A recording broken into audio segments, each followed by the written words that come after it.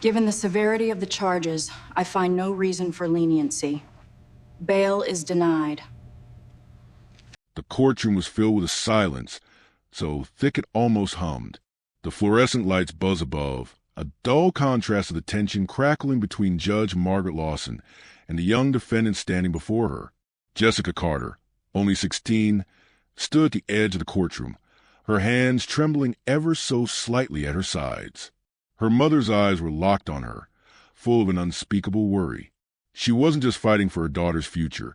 She was fighting against a history that ran deep, a history that Judge Lawson would never admit to understanding.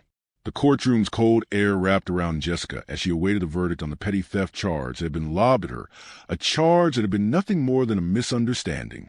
The judge's eyes slid over Jessica's face, as if scanning her for something more than the teenager standing before her. Her lips twisted into a thin, practiced smile, but it didn't reach her eyes. "You don't seem like the type to take something that isn't yours," the judge said, her voice sharp, a veiled condescension hidden in every word. "But the law is the law, and it doesn't care much for circumstances." Jessica's breath hitched, but she refused to let the words break her. Her heart pounded as her eyes met the judge's cold stare.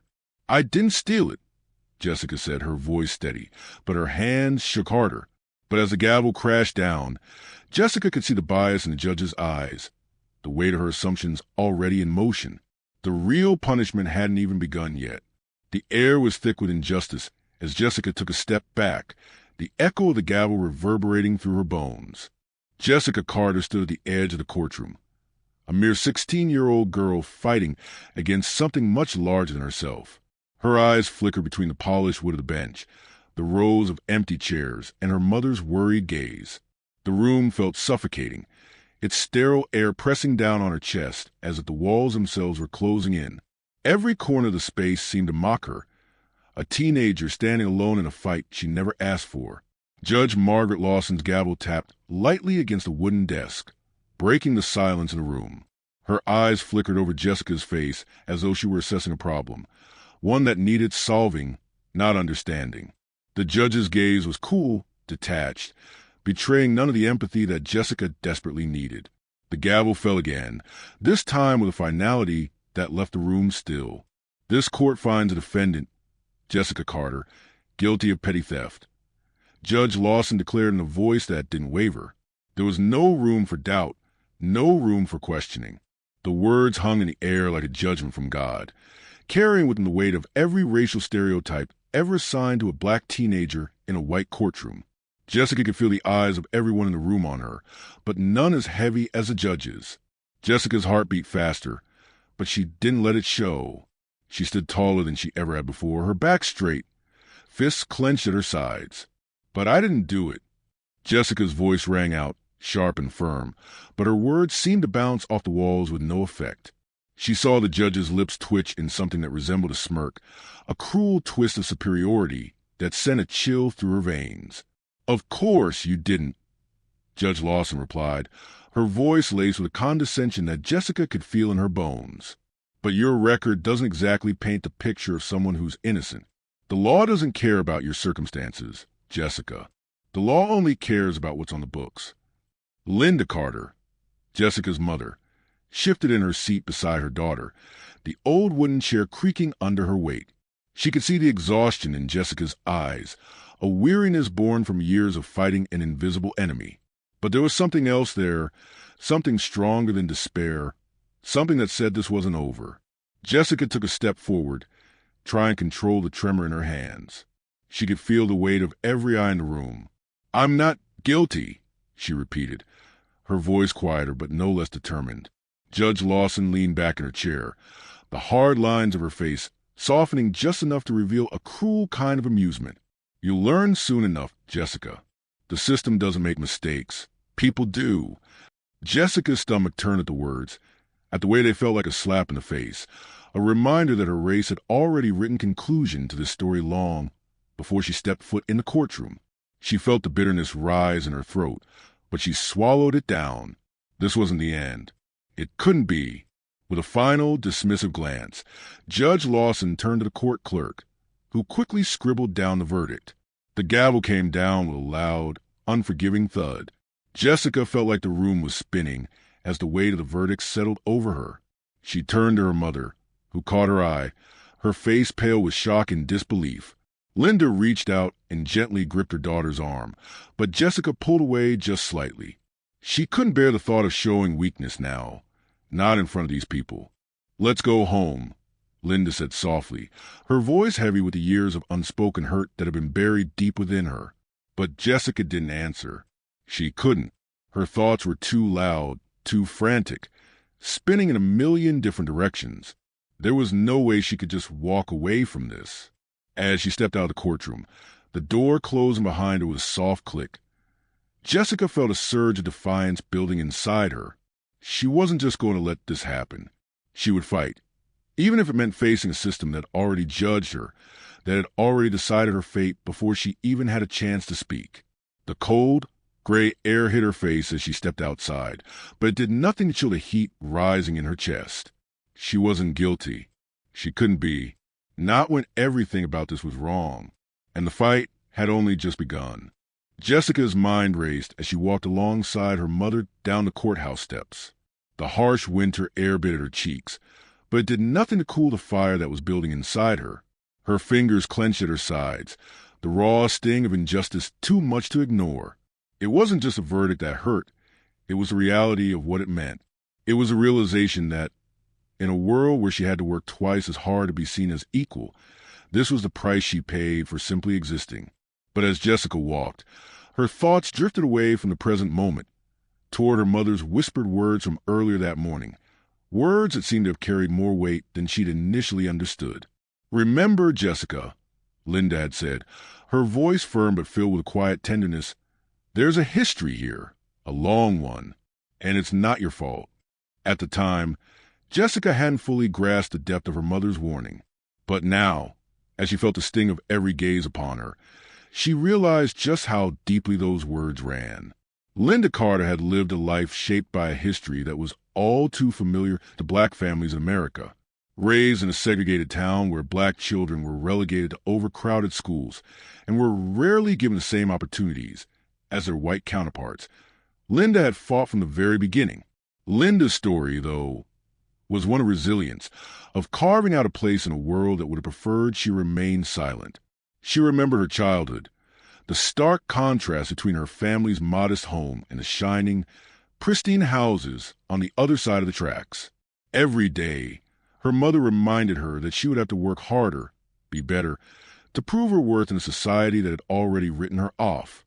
"Don't let them see you sweat," her mother used to say, words that echoed in Linda's head even now.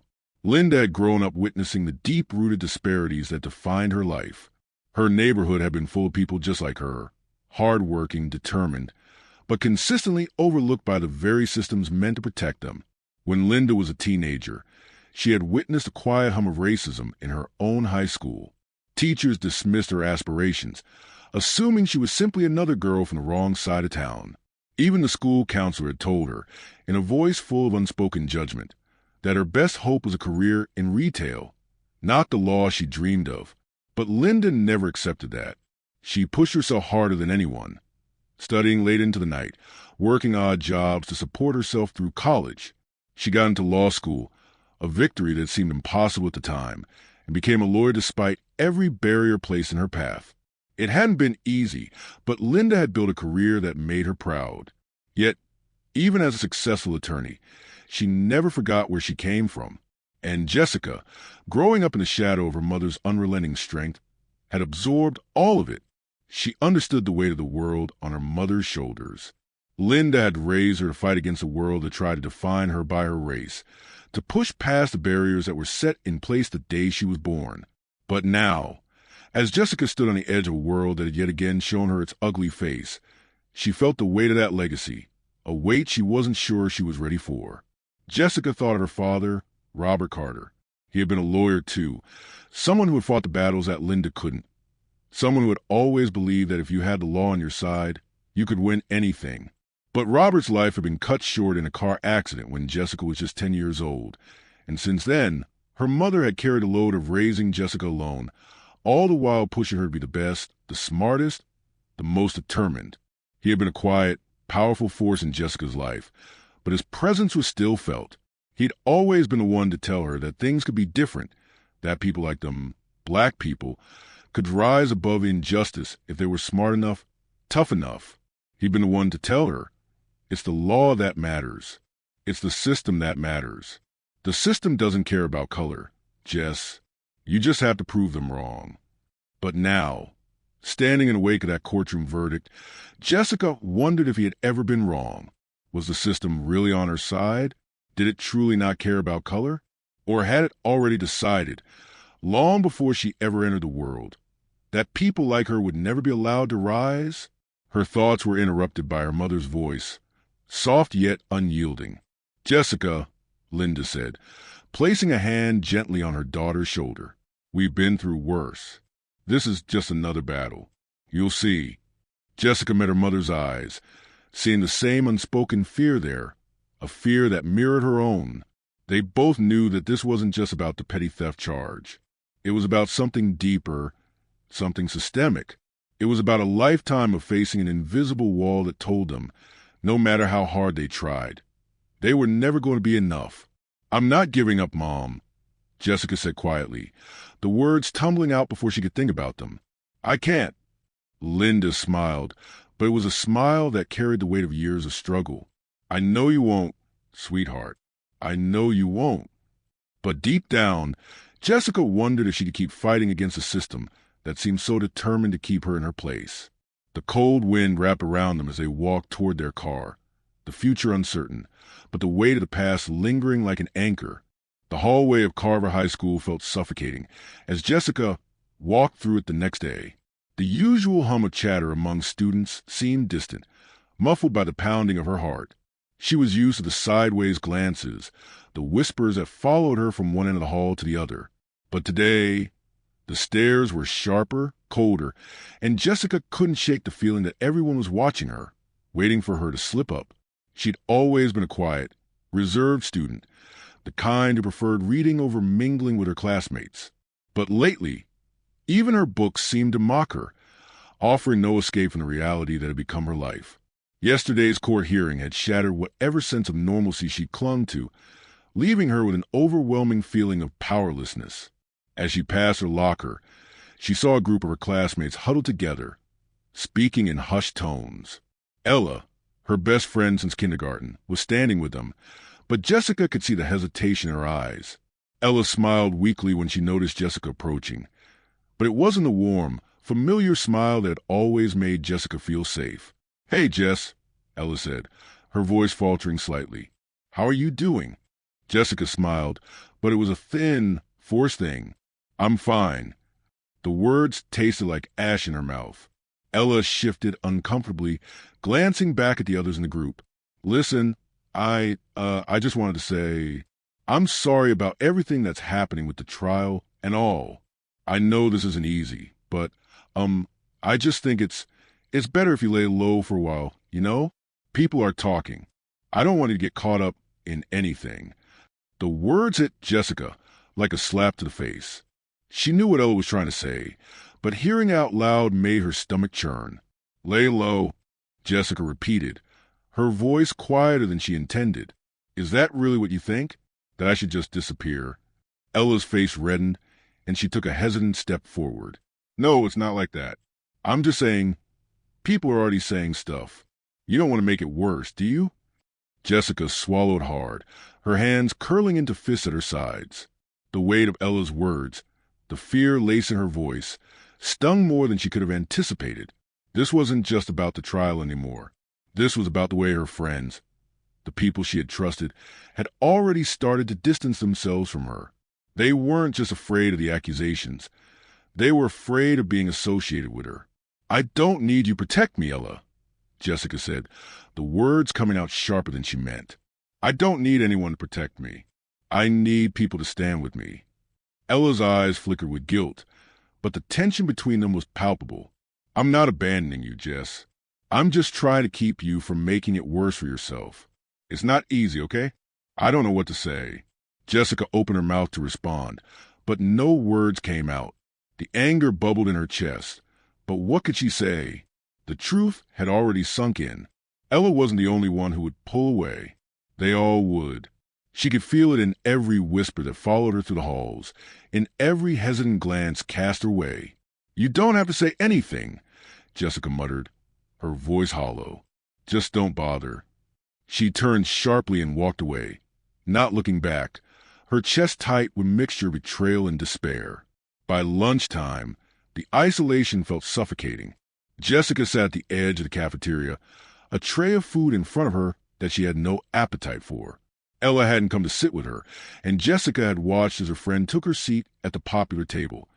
Among the kids who had always been careful not to stir the pot, who had learned to stay out of the way when things got messy, she watched as Ella joined the group that talked in whispers, their eyes sliding over Jessica with that same coldness she had felt in the hallway. "Hey, Carter," a voice suddenly called from behind her. Jessica turned, her stomach sinking when she saw who it was. It was Sean, the guy from history class who had always been friendly with her. At least, she had thought he was. He was walking toward her with a slight grin, but it didn't reach his eyes. "Still not guilty, huh?" he said, his tone light, but there was something underlying it that made Jessica's skin crawl. "What's that supposed to mean?" she asked, her voice barely above a whisper. Sean shrugged. "I'm just saying it's kind of weird, you know? I mean, I thought you were one of the smart ones, Carter. You've always kept your nose clean, but now—" Jessica didn't wait for him to finish. She stood up abruptly, her chair scraping loudly against the tile. "You don't know anything about me," she snapped. "So why don't you just keep walking, Sean?" But Sean didn't move. Instead, he smiled, this time a little more mockingly. "Hey, I'm just saying we all know how these things go. Maybe you should have listened to your mom. Lay low, you know?" The words hung in the air, too familiar, too painful. She was already being dismissed, even by the people who used to call her their friend. Her hands trembled as she walked away from the cafeteria table. This was the first betrayal, but Jessica knew it wouldn't be the last. It would only get worse. The whispers would grow louder, the stares colder. The system wasn't just in the courtroom. It was here, too, in the halls of her high school, in the friendships she thought she could trust. And the worst part was she hadn't even begun to fight back yet. Jessica's world felt like it had been reduced to a series of cold, unfeeling motions. She woke up each morning with the weight of the court's verdict heavy on her chest, like a constant reminder that the world was not built for people like her. It wasn't just the court's judgment. It was the way people looked at her now, the way her classmates avoided her like she had a contagious disease. Even the teachers seemed to keep their distance, their professional smiles strained whenever they addressed her. The silence in the halls, the stares when she walked by, everything felt like it was slowly eating away at her. The worst part was the isolation. Every day, she watched her friends, what few she had left, drift farther away. Ella no longer walked with her between classes. Even her teachers, those who had once encouraged her to dream big, now seemed to look at her with quiet pity. She knew they were aware of the trial. It had made its way through the local news and social media, twisting the narrative until it was no longer about a mistake, a misunderstanding, but a confirmation of the bias people already held about black teenagers. But it wasn't just about being misunderstood or falsely accused. The emotional toll was starting to crack her. She was learning what it felt like to be a ghost in a world that only cared about the stories it wanted to believe. And each day, the silence that followed her became more suffocating. At home, the struggle was just as quiet. Linda worked long hours, her briefcases filled with files, her phone constantly ringing with calls from clients needing her expertise. Jessica understood it wasn't just the emotional strain of the case that was eating away at her mother. It was a financial strain, too. Linda had always worked hard to provide for them, but the toll it was taking now, on both of them, was starting to show. Jessica sat at the kitchen table late one night. The soft hum of the refrigerator, the only sound in the otherwise still house. She watched as her mother moved about, checking her emails, her brow furrowed in concentration. Linda's face was a mask of exhaustion, the dark circles beneath her eyes a clear sign of how much pressure she was under. "You should get some sleep, Mom," Jessica said softly, her voice quiet in the empty room. Linda didn't immediately respond. She didn't have to. Jessica knew her mother's answer before it came, but she said it anyway, her voice full of the weariness that mirrored her daughter's own. "I'll be fine. Just need to get this paperwork out. You get some rest." But Jessica wasn't tired. She hadn't felt tired in days. Instead, she felt restless. "What's the point of all of this, Mom?" she asked, her voice rising before she could stop herself. She immediately regretted it. Her tone had been sharper than she meant it to be, the rawness of her emotions creeping into her words. Linda paused, turning to face her. The moment her eyes met Jessica's, her expression softened. The kind of softness that only came from knowing, truly knowing, what the weight of this life felt like. "It's not easy, sweetie," Linda said, her voice quiet, the exhaustion slipping through the cracks in her normally controlled demeanor. "But we don't have the luxury of giving up." "I don't know if I can keep fighting it, Mom," Jessica whispered, her eyes dropping to the table. The words felt like they were tearing at her insides, but they were true. How could she keep going? How could she fight against a system that had already decided she was guilty long before she had even stepped into that courtroom? Linda crossed the kitchen and sat beside her, the faint smell of coffee still lingering on her clothes. She reached over and gently placed her hand on Jessica's, grounding her in that moment, even as everything around them seemed to be falling apart. "You don't have to do it alone," Linda said softly, her voice tinged with the quiet strength that had carried her through so much in her life. "I'm here. We're here. We fight this together, no matter what." But Jessica wasn't so sure. The system that had placed them here, the system that had allowed this injustice to unfold, wasn't so easily beaten. She had seen it in the faces of the people who had once been her friends, the people who now avoided her, because standing with her meant standing against the system. She had seen it in the eyes of the judge, who had dismissed her case with an air of finality that suggested Jessica was just another statistic to be swept under the rug. Linda's hand tightened around hers, bringing her back to the present moment. "Don't let it break you, Jess," she said, her voice steady, a quiet plea in the words. "You've got your father's strength. You're not just going to give up." The mention of her father, Robert Carter, hit Jessica like a punch to the gut. Robert, who had been a lawyer, who had fought the system with every ounce of his being, had always believed that the law could be a shield, that if you had the law on your side, you could win. But now she wasn't so sure. Had her father been wrong? Was the system really broken beyond repair? Tears welled up in Jessica's eyes, but she blinked them back. She wouldn't cry, not here, not in front of her mother. She couldn't let Linda see how much it hurt, how much she was struggling.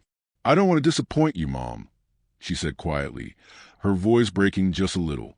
"I just don't know if I can do this." "You're not disappointing me," Linda replied, squeezing her hand. "You're doing everything you can, and that's enough. It's not going to be easy, but we'll get through this together." Jessica nodded slowly, but inside, she felt more lost than ever. The fight was no longer just about the trial. It was about a lifetime of injustice, a lifetime of feeling like the odds were stacked against her before she even took her first step. And with each passing day, the burden felt heavier. But Linda was right about one thing. She didn't have to do this alone. She had her mother. She had her father's legacy. And somehow, she had to find the strength to keep going, even when the world was determined to make her feel like she didn't belong. The night stretched on, and Jessica sat in the silence of her home, the weight of the world pressing down on her shoulders. But this time, she didn't feel so alone. She would keep fighting, for her family, for herself, for everything that had been stolen from them. The days blurred together after the court's decision.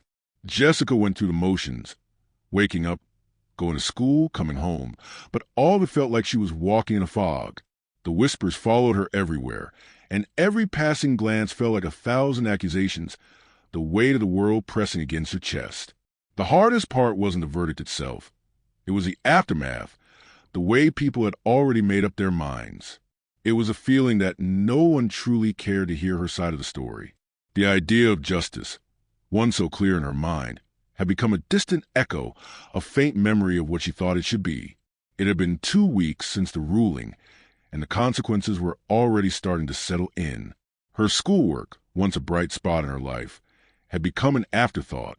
She'd stopped attending social events, No one had invited her anyway. But the worst part was the feeling that she no longer mattered, that the system had already decided who she was and what she was worth. The sentence wasn't even a slap on the wrist. Instead, Judge Lawson had ruled that Jessica would serve 60 hours of community service, and the court would hold a mandatory class on reparations for stealing. A term so vague, Jessica had almost laughed when she heard it.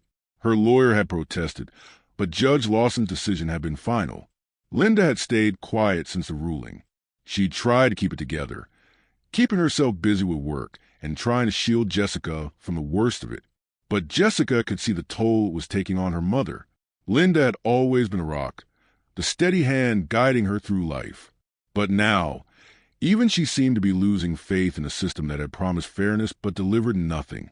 One afternoon, a few days after the court ruling, Linda sat down across from Jessica at the kitchen table. There was something different in her eyes, a quiet resolve, but also a touch of something Jessica couldn't quite place. "We need to talk," Linda said, her voice steady but tight. Jessica looked up from her homework, her pen frozen in her hand. "About what?" "I've been doing some thinking," Linda continued, her voice measured. "I know you're angry about everything. I know you're frustrated. But this isn't over. Not yet." Jessica's brow furrowed. "What do you mean?" "The judge has already made her decision. What's left to fight?" "There's more to this than the verdict," Linda said, leaning forward slightly. "We need to fight back. Not just for you, but for anyone who's been treated this way. We need to expose the system for what it really is." Jessica swallowed hard, the words feeling foreign on her tongue. She had been so consumed by the feeling of being betrayed, of being alone, that she hadn't even considered the possibility of pushing back. How are we supposed to do that? What's the point? Linda met her gaze, her eyes unwavering. "The point is that you're not alone. You've never been alone. And you don't have to let this go quietly." Jessica looked down at her hands, her fingers trembling slightly. It wasn't the idea of fighting back that scared her. It was a thought of failure, of putting herself out there and having it all crumble beneath her. "The system's too powerful, Mom," Jessica whispered, her voice thick with frustration. "They'll just sweep us under the rug like they always do." "That's what they want you to think," Linda replied firmly. "But the system only stays in power because people let it. If we stay silent, if we just accept what they've told us, then it wins. But if we stand up, if we make noise, people will listen. We just have to be loud enough." The words lingered in the air, hanging between them like a challenge. Jessica had never been one to make noise, never been the type to draw attention to herself. She had always been quiet, content to stay out of the way and let her actions speak for themselves. But this was different. This wasn't about staying quiet. This was about reclaiming her voice, her truth. "I don't know if I can do that, Mom," Jessica said softly, her throat tight. "I don't know if I can be the one to stand up to all of this." Linda's expression softened, and she reached out to take Jessica's hand, her grip firm and warm. "You don't have to do it alone. We're in this together, and you've already got the strength to fight this. You just don't know it yet." Jessica looked up, her heart pounding in her chest. Her mother was right. This wasn't just about one verdict, one case. This was about something much larger. It was about the weight of history, about the unspoken rules that govern her life simply because of the color of her skin. It was about the people who had come before her, who had fought battles in silence, who had been ignored by the world, but had never stopped resisting. Maybe she couldn't fix everything in one day. Maybe she couldn't change the whole system on her own. But if there was one thing her father had taught her, it was that the system didn't win unless you let it. "I'm not going to stay silent," Jessica said, her voice steady for the first time in weeks. "I'm going to fight, not just for me, but for all of us." Linda's eyes softened, the faintest trace of pride flickering there. "That's my girl." And in that moment, as Jessica looked into her mother's eyes, she understood. This was just the beginning. The fight wasn't over, not by a long shot.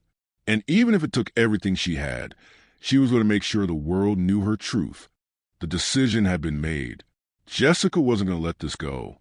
She was tired of being ignored, tired of being the one who was always forced to play by rules that were never meant for her to win. She had seen it in the judge's eyes, the way they dismiss her as just another teenager, just another face in a system that had already condemned her. But Jessica was done being the invisible one. It started with small steps, reaching out to the few people who still stood by her. She met with her lawyer, a man named David McAllister, who had represented her father in several cases before he passed away. David had been one of the few people who believed Jessica's innocence, but even he had been wary of challenging the system so openly.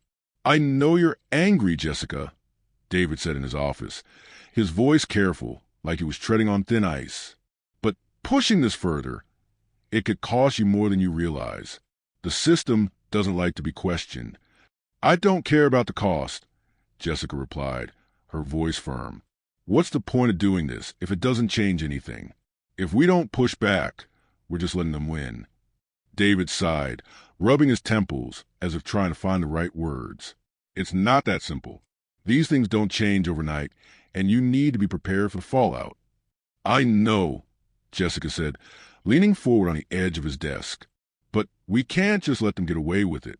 I want to expose what happened to me, how the system treated me just because of the color of my skin." David paused, looking at her closely.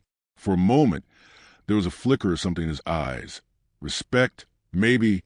You're not wrong. This is a systemic issue. But are you ready for what that means? The media, the public, they'll tear you apart, and we'll be fighting an uphill battle." Jessica didn't flinch. "I'm ready."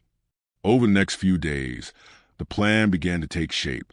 Linda was on board, more determined than ever, and together they started reaching out to activist groups, journalists, and anyone who would listen. It was a quiet rebellion at first, a petition here, a social media post there. But each action was a step forward, and with each step, Jessica began to feel a glimmer of something she hadn't felt in a long time: hope. By the end of the week, the petition had gained momentum. People were starting to notice.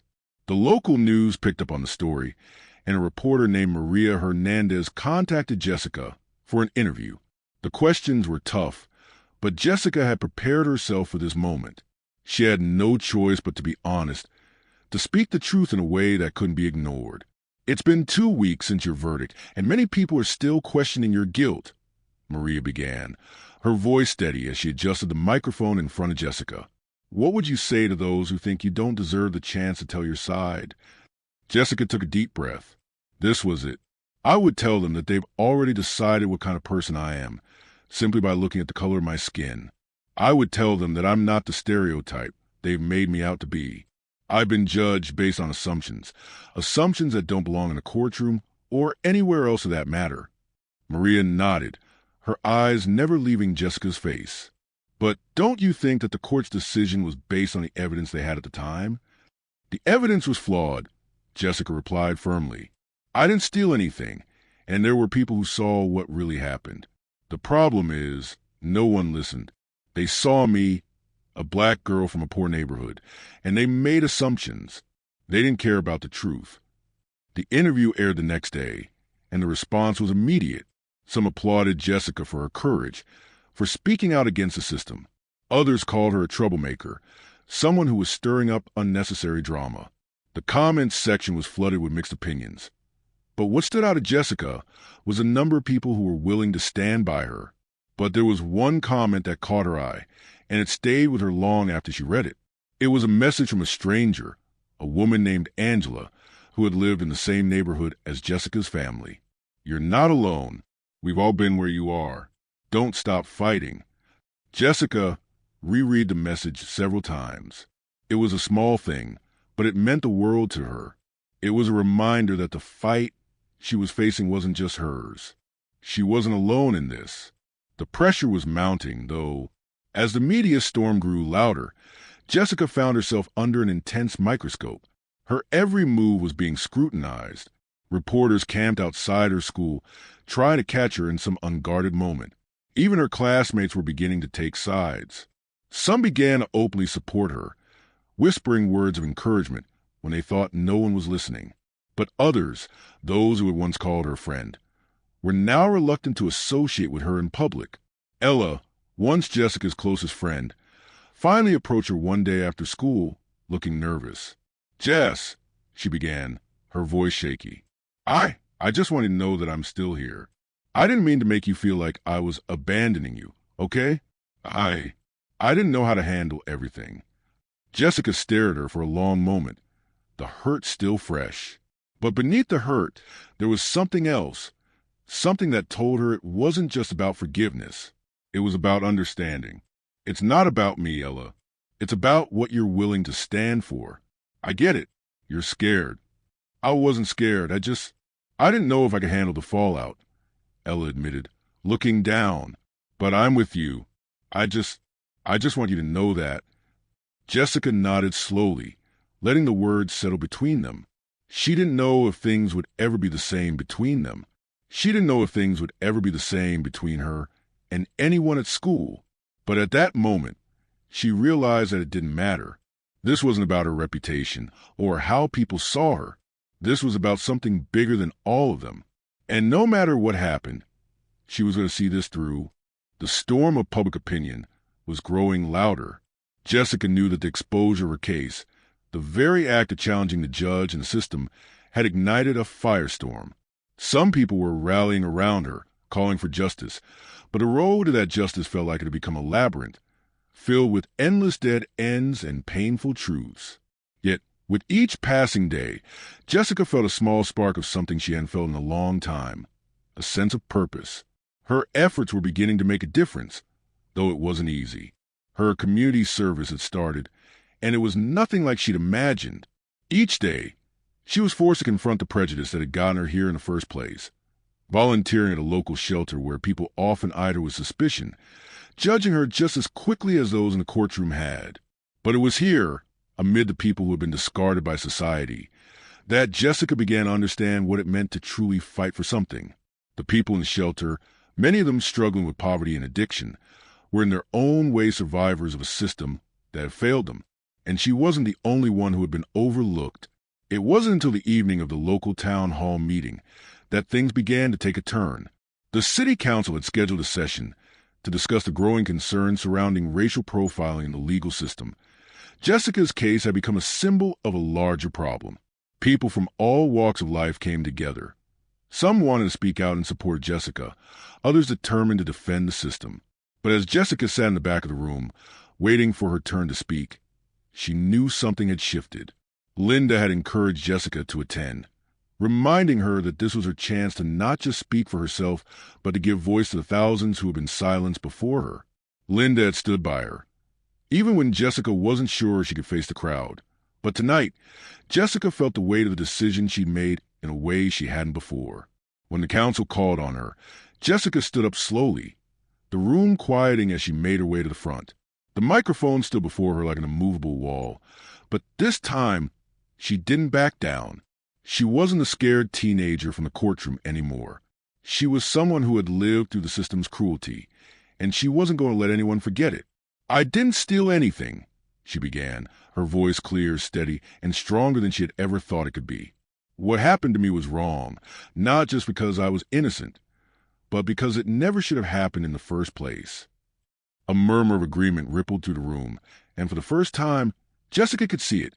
The faces of people who were tired being told their experiences didn't matter, who were ready for change. She could feel her heart pounding in her chest, but it wasn't fear this time. It was power. The truth is, my case isn't just about me. It's about a system that's designed to fail people like me, she continued, looking out at the audience. I didn't just go to court that day to prove I didn't steal something. I went to court to prove that black children, black teenagers, should not be presumed guilty the moment we walk into a room. Her words hung in the air, and Jessica could feel the eyes of everyone on her. Some were still skeptical, but she could see others, those who had been fighting quietly for years, nodding, recognizing the fight as their own. "I'm not here for sympathy," Jessica went on, her voice growing more confident with each passing moment. "I'm here for accountability.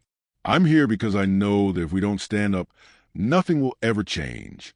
If we don't fight, we will continue to be invisible. But I won't be invisible anymore." A deafening silence followed her statement, but it was a silence filled with weight, the kind of silence that told Jessica this wasn't just a protest. This was the beginning of something bigger. And just as she was about to sit down, a man from the front row stood up. A city council member named Greg Martin. He was known for his political career, and his words carried weight in the town. But Jessica didn't expect what came next. "I've heard enough," Martin said, his voice loud and surprisingly firm. What happened to Jessica was wrong, and it goes far beyond her case. This town, this city, we are part of a system that allows this kind of thing to happen. We need to start holding ourselves accountable, too. The room erupted into applause. Jessica's heart raced as she looked around, surprised by the overwhelming support. She wasn't sure if the shift had happened just then, or if it had been building up for a long time. But either way, she had done it. She had pushed the truth into the open, and people were listening. The following weeks were a blur of interviews, meetings, and more media attention. The local news station dedicated a segment to Jessica's case, interviewing members of the town who had previously turned a blind eye to the issue of racial bias in the court system.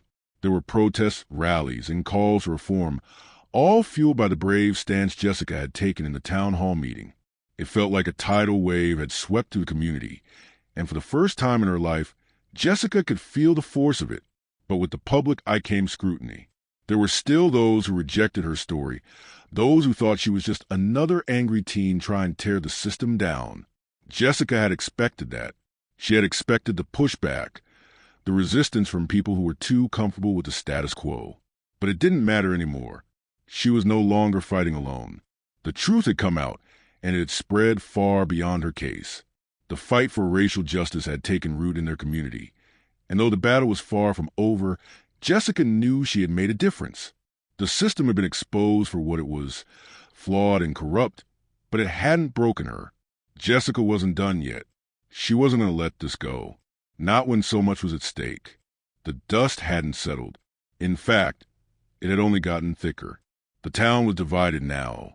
Some were cheering for Jessica's courage, praising her for standing up against the system, while others saw her as a threat, a symbol of everything they wanted to ignore. The fallout from the media storm had been far-reaching and had changed the way people saw her. Some with admiration, others with disdain. Jessica couldn't walk into a room without feeling the weight of those stares, the whispers that followed her every move. It wasn't just her classmates anymore. Even adults seemed to be watching her, measuring her worth by the narrative they had crafted. Some told her to be proud of herself for speaking out, while others implied that she had made things worse, that by challenging the system, she had only made herself a target. The same system that had made her a victim now felt like it was coming for her again, but this time, it wasn't just a judge or a court. It was the entire community. The day after the town hall meeting, Jessica woke up to an inbox full of messages, some encouraging, some hateful. It was a mixed bag, but the worst part was that it wasn't just the strangers who were speaking out.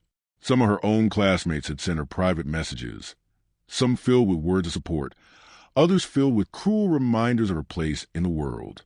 Ella, too, had sent her a text asking if they could talk. "I'm sorry, Jess. I'm trying, but it's hard," Ella had written. The words cut deep, more painful than the silence had been. Jessica hadn't responded. She couldn't bring herself to. The toughest moments came when she looked in the mirror. She no longer recognized the girl staring back at her. Who was she now? Was she the girl who had fought for what was right? Or was she the girl who had opened a door that couldn't be closed? Every time she tried to define herself, the weight of the world seemed to press down harder, the judgment more intense.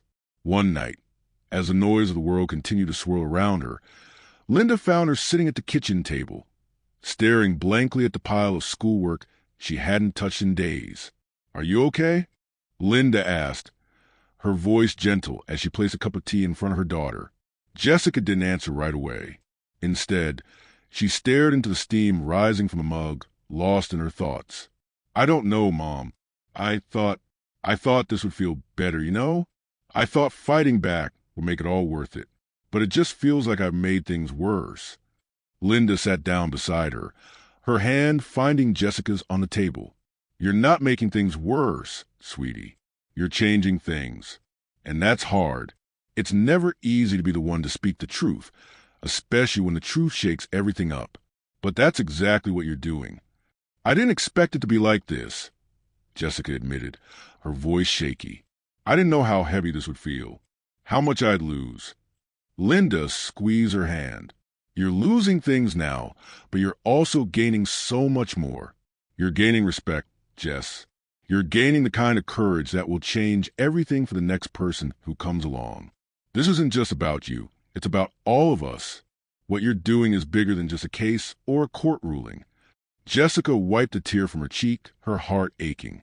She hadn't expected to feel so broken by the very fight she had thought would make her whole. But even through the pain, even through the overwhelming exhaustion, there was a quiet strength she hadn't known she had. Her mother was right. This wasn't just about her. This was about every person who had been silenced, every person who had been unjustly judged. This was about the truth being heard, no matter the cost. 2 days later, Jessica sat down at the computer, staring at the open document in front of her. It was time to write her statement, time to speak again. The interview had only been the beginning, but now it was time to go deeper. She needed to tell her story, not just in front of the camera, but in words that would be remembered. Her fingers hovered over the keyboard as she started typing. It wasn't easy. The words didn't come as quickly as she wanted, but when they did come, they were powerful. I am more than what happened to me in that courtroom. I am more than the stories that have been told about me. I am not the stereotype. I am not the criminal, and I will not be the silence. The system failed me, but that is not my failure. My voice is not their weapon. It is my strength, and I will fight until they can no longer silence me. She paused, rereading her words. She knew it wasn't over yet, and that the fight ahead would be long, but she also knew that it had already begun.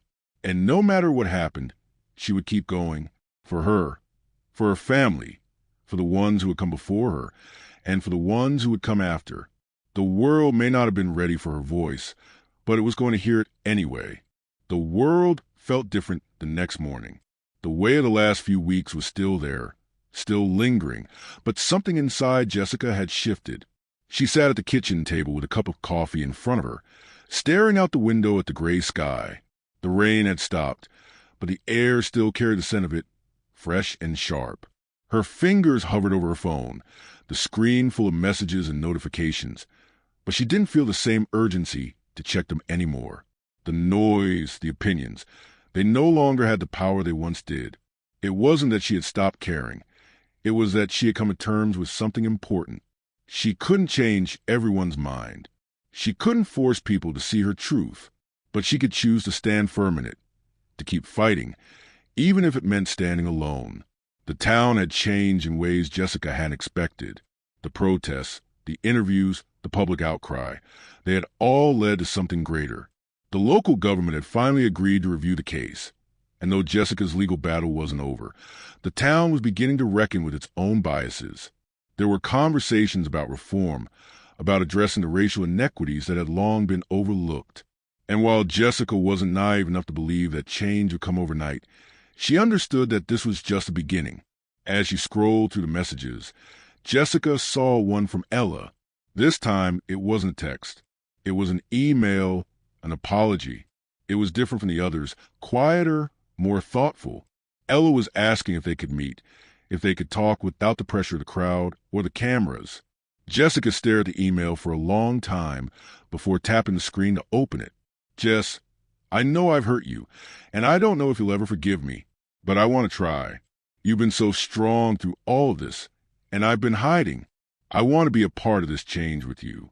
If you're open to it, I'd really like to meet. I owe you that much. It was a simple message, but for Jessica, it was a lifeline. She hadn't expected this from Ella, not after everything that had happened. But maybe, just maybe, this was a chance to rebuild what had been broken. The friendship she had thought was lost forever, maybe it wasn't completely gone. Jessica hesitated, her thumb hovering over the screen. Her heart ached at the thought of Ella, at how much had changed between them. But she knew one thing. There was no healing without facing the hurt. No relationship could survive if it wasn't willing to confront its flaws. She typed a quick response. Let's meet. I'll be at the park at 3. It wasn't a promise of everything being okay, but it was a step forward. And that was enough. The day of the meeting, Jessica arrived early. The park was quiet, the grass damp from the morning rain. She found a bench near the fountain, a place she and Ella used to sit when they were younger, laughing over jokes and dreams. Back then, it was so easy to feel invincible, like nothing could tear them apart. Now, everything felt fragile, but Jessica didn't mind. It was a beginning. It was enough. She didn't have to wait long. Ella appeared, standing uncertainly at the edge of the park, her hands tucked into the sleeves of her hoodie. She looked different, too. Her usual confidence was gone, replaced by a vulnerability Jessica hadn't seen before. "Hey," Ella said softly, her voice hesitant. Jessica stood up, offering a small smile. "Hey." They stood there for a moment, just looking at each other, neither of them knowing where to begin. It felt awkward, the space between them charged with everything that had happened, but neither of them moved away. Finally, Ella spoke. "I'm sorry, Jess. I should have stood by you. I should have known better. But I was scared. I was scared of losing everything, of losing my place in this town, in this world. And I let that fear keep me from being the friend you needed." Jessica nodded slowly. She'd heard the apology, but there was more to say, more to confront. "I get it," she said. "I get the fear, but I needed you to trust me. I needed you to trust what I was fighting for, not just for me, but for everyone." Ella's eyes filled with tears, and for the first time in a long time, Jessica saw the person she had once called her best friend, the same person who had stayed by her side through every obstacle, through every challenge, the same person who had walked away but was now standing here, trying to make it right. "I didn't want to let you down," Ella said, her voice breaking.